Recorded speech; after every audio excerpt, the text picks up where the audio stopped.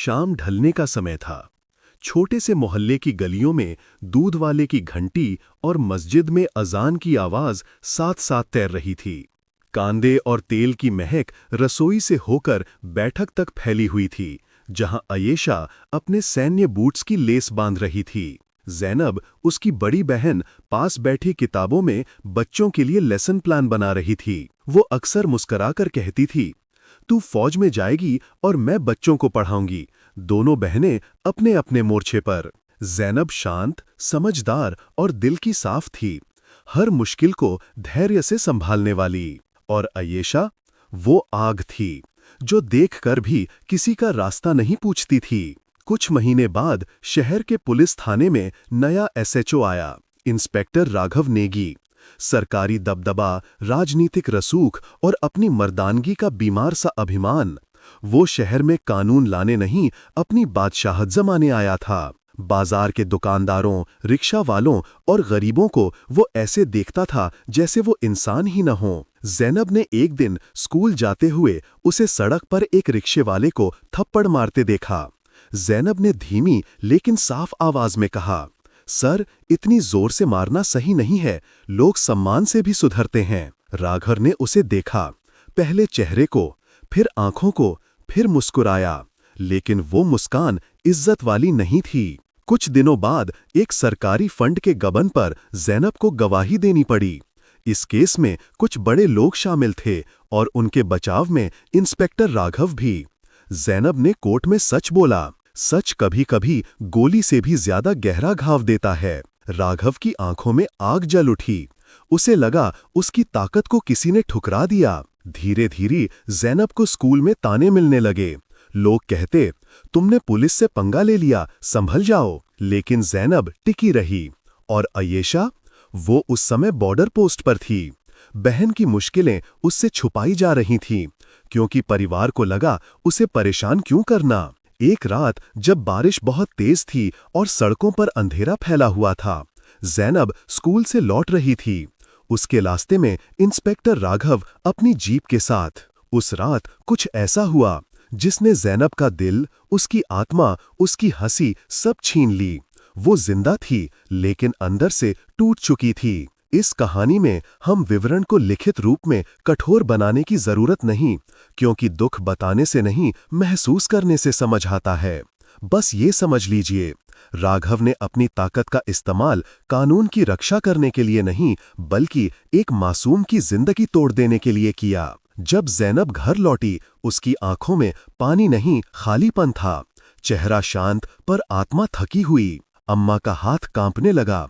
अब्बा आकाश तक देख रहे थे, मानो ऊपर से जवाब आएगा।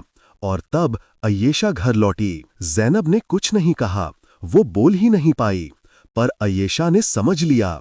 बहन के आंसू शब्दों से ज्यादा साफ बोलते हैं। उसने बस ज़ैनब के हाथ पकड़े और बोली, किसने किया? ज़ैनब की आंखों में फिर से पानी उभर आया। उसने कोई नाम नहीं बोला, लेकिन बहन की आंखें सच नहीं छुपा पातीं। अयेशा चुप नहीं बैठी, वो सीधी थाने गई। उसकी चाल में सेना की सख्ती थी, पर दिल में बहन का दर्द। राघव ने हंसते हुए कहा, ओह फौज वाली बहन, घर में समझा लेती, सड़क पर क्या नाटक है। अयेशा ने उसकी आंखों में आंखें डालकर कहा, तुम्हारी वर्दी तुम्हें नहीं बचाएगी। राघव मुस्कुराया, कानून मेरे हाथ में है, कर ले जो करना है। उस दिन अयेशा ने कुछ नहीं किया, क्योंकि असली बदला तुरंत नहीं लिया जाता। धीरे, सोच समझकर, ठंडे दिमाग से। अयेशा ने सेना से 15 दिन की छुट्टी ली। उसे पता था ये लड़ाई सीधे बल से नहीं, रणनीति से जीती जाएगी। उसने कैप्टन फहद अली से बात की। फहद ने कहा, दुश्मन कितना भी ताकतवर हो, अगर उसकी नींव गिरा दी जाए, वो खुद ब खुद ढह जाता है। अयेशा ने पता लगाया, राघव का एक अवैध शराब का धंधा था। 2 स्थानीय नेताओं से काली कमाई लेता था और गवाहों को धमकाने के लिए गुंडे रखता था। कमजोरियां कभी छिपती नहीं, सिर्फ दिखाई देर से देती हैं। अयेशा ने गांव के उन गरीब लोगों से बात की जिनसे राघव ने गलत किया था। लोग पहले डर रहे थे, पर जब किसी के दिल में न्याय और डर भिड़ते हैं तो एक ही जीतता है। धीरे धीरे लोग अयेशा के साथ खड़े होने लगे। अयेशा ने एक छोटे से स्थानीय पत्रकार को पूरी कहानी और सबूत दिए। शराब के गोदाम की तस्वीरें, लेन देन की रसीदें, फर्जी एफआईआर की कॉपियां। समाचार चैनल में हेडलाइन चली, शहर के एसएचओ पर भ्रष्टाचार और महिला उत्पीड़न के आरोप। शहर दंग, ऊपर वाले नेता परेशान। राघव गुस्से में फट पड़ा। नेताओं ने राघव से कहा, मामला शांत कर, हमें चुनाव आने हैं।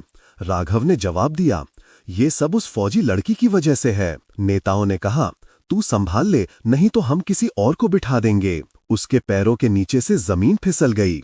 जैनब ने अब पहली बार बोलना शुरू किया, धीरे लेकिन साफ शब्दों में। उसने कहा, डरते डरते इंसान और टूट जाता है। चलिए, अब डर नहीं। लोगों की भीड़ थाने पहुंची। पत्रकारों के कैमरे ऑन थे। ऊपर से आदेश आया, केस दर्ज करो। राघव ने जबरदस्ती देर की, पर कानून के दस्तावेज कागज पर उतर गए। राघव ने गुंडे भेजे, धमकियां, डर, रात में पीछा। लेकिन अयेशा सैनिक थी। उसने कहा, गोली से बड़ा हथियार है दिमाग। रात अंधेरी थी। बारिश की बूंदें छत पर ढोल की तरह बज रही थीं। राघव खुद आया, गुस्से से भरा, अहंकार से भरा। वो बोला, मुझसे लड़ने आई है। अयेशा ने धीरे से जवाब दिया, मैं लड़ने नहीं, खत्म करने आई हूं। दोनों आमने सामने, कोई फिल्मी मारधाड़ नहीं, बस दो इंसान, एक अन्याय का प्रतीक, दूसरी न्याय की आग। राघव ने हथियार निकाला। अयेशा ने हाथों से रोक लिया। सैनिक ट्रेनिंग ने अपना काम किया। कुछ ही मिनटों में राघव जमीन पर गिरा हुआ था, लेकिन अयेशा ने उसे नहीं मारा। उसने उसकी वीडियो रिकॉर्डिंग की। राघव गिरफ्तार हुआ। अदालत में केस चला। लोगों ने गवाही दी। जैनब भी बोली। कानून धीमा था, पर इस बार अकेला नहीं था। जैनब ने स्कूल जाना शुरू किया। उसके चेहरे पर मुस्कान लौटने लगी। दर्द गया नहीं था, पर उसकी हार भी नहीं हुई थी। अयेशा ने अपनी बहन का हाथ पकड़ा और कहा, वर्दी सिर्फ सीमा की रक्षा नहीं करती, घर की, परिवार की, इज्जत की भी। जैनब ने मुस्कराकर सिर उसके कंधे पर रख दिया, और अजान की आवाज फिर से मोहल्ले में गूंज उठी। इस बार आवाज में डर नहीं, सुकून था।